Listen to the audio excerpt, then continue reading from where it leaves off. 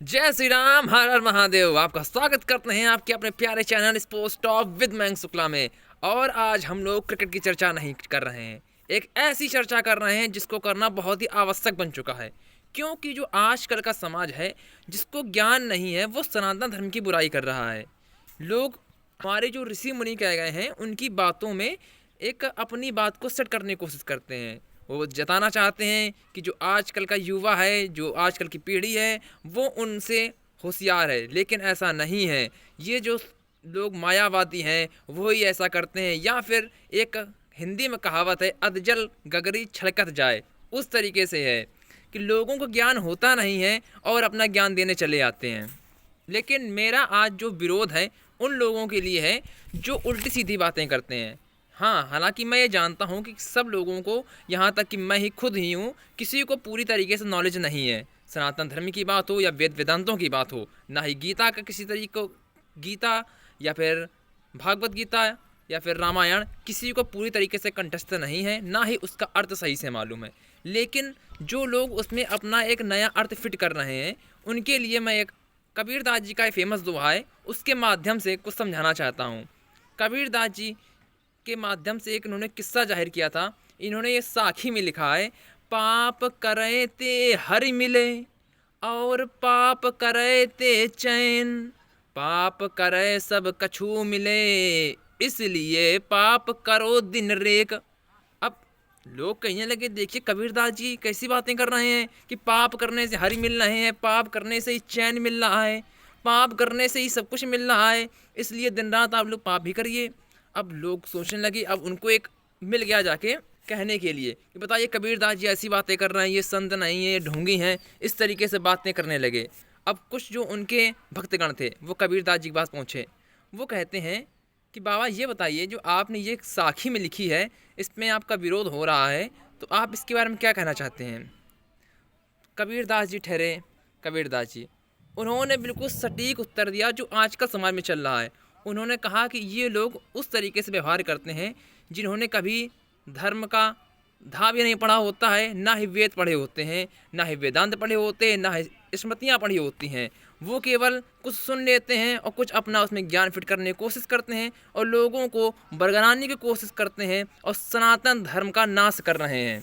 उन्होंने जो मैंने दोहा पढ़ा उसका सही बताया क्या है। अब उन्होंने कहा, जो आप लोग पाप पाप बार बार कह रहे हैं, उसमें से एक पाप को पहले कहिए, एक पाप को बाद में कहिए।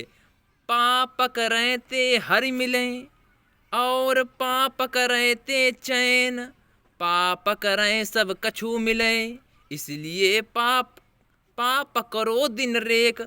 यानी कि पा माने पाँव, भगवान के लिए कहा है कि भगवान की शरण में चले जाइए। आप लोग कह रहे हैं कि जो मनुष्य भगवान के चरण पकड़ लेता है उसके लिए बात कर रहे हैं। पा माने पैर, पकड़ें पैर पकड़ें, अर्थात उनकी शरण में जाइए। आप लोग देखिए, अब जिसको ज्ञान नहीं था, एक ही दोहे से सब सिद्ध हो चुका है, जिसको ज्ञान नहीं था वो इसको पाप पढ़ रहा था। जो कबीरदास जी की शरण में गया, जिसको विश्वास था जाके अपने गुरुओं पर, उन्होंने उनसे पूछा जाके, उन्होंने उसका निराकरण कर दिया। यही आजकल समाज में चल रहा है। लोग कुछ भी सुन लेते हैं, उसका सही अर्थ नहीं जानते हैं और उसमें विवाद खड़ा कर देते हैं। यही आजकल समाज में चल रहा है, इसको रोकने की बहुत ही ज़रूरत है। इसीलिए हमारे धर्म में एक ऐसी व्यवस्था कर दी गई है कि पहले आप लोग जब गुरु करेंगे तभी आपको भगवान की प्राप्ति होगी। अब जैसे लोग कहते हैं जाके कि गुरु करना आवश्यक नहीं होता है, लेकिन गुरु करना इसीलिए आवश्यक हो जाता है कि जब आपके मन में जो डाउट होंगे वो आपको किससे क्लियर करेंगे, जो भगवान के सबसे नज़दीक होगा, उसी से आप चीज़ें क्लियर कर सकते हैं। इसीलिए सनातन धर्मियों ने गुरु को भी बहुत महत्वपूर्ण माना है भगवान से मिलने के लिए।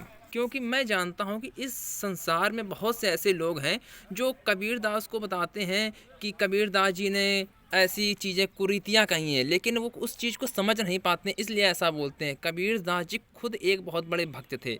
उनकी आपने भक्तमाल में जो कथा लिखी है वो पढ़िए तो आपको सब पता चल जाएगा कबीरदास जी किस श्रेणी के भक्त थे। उन श्रेणी के भक्त बनने के लिए आप लोगों को बहुत परिश्रम करना पड़ेगा। आप लोग तो आजकल की पीढ़ियाँ परिश्रम कर ही नहीं सकती हैं, लेकिन जो ये बकवास करते हैं उनके लिए मैं बता रहा हूँ कि पहले आप लोग पूरी उनकी हिस्ट्री खंगालिए, तब आपको पता चलेगा कबीरदास जी क्या, कबीरदास जी वास्तव में कबीरदास जी जैसे हैं वैसा ही मिलता है। वो बहुत बड़े राम भक्त थे कबीरदास जी, इसीलिए उन्होंने ऐसी चीज़ें कही हैं।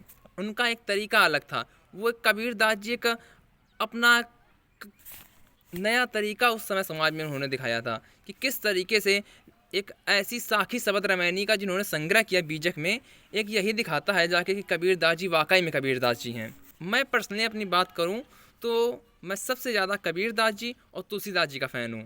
इन दोनों लोगों की जो कृतियां हैं मुझे बहुत ही भाती हैं। और बाकी समाज में एक से एक बढ़ के गुरु हुए हैं, सूरदास जी, नाभादास दास जी, लेकिन एक पर्सनल चॉइस होती है किसी के जो फ़ैन होते हैं। जैसे हम लोग देखते हैं क्रिकेट की दुनिया में कोई विराट का फ़ैन है तो कोई रोहित का फ़ैन है, उसी तरीके से मैं पर्सनली कबीर दास जी प्लस तुलसीदास जी का फ़ैन हूँ। तो जय श्री राम, हर हर महादेव। और हमारी इस चर्चा को ज़्यादा से ज़्यादा शेयर कीजिए तो ताकि जो ये आडंबर दिखा रहे हैं उनके तक पहुँच सके ये बात, और पूरा फिर से एक बार हमारा भारत राष्ट्र हिंदू धर्म की ओर अग्रसर हो। जय श्री राम, हर हर महादेव।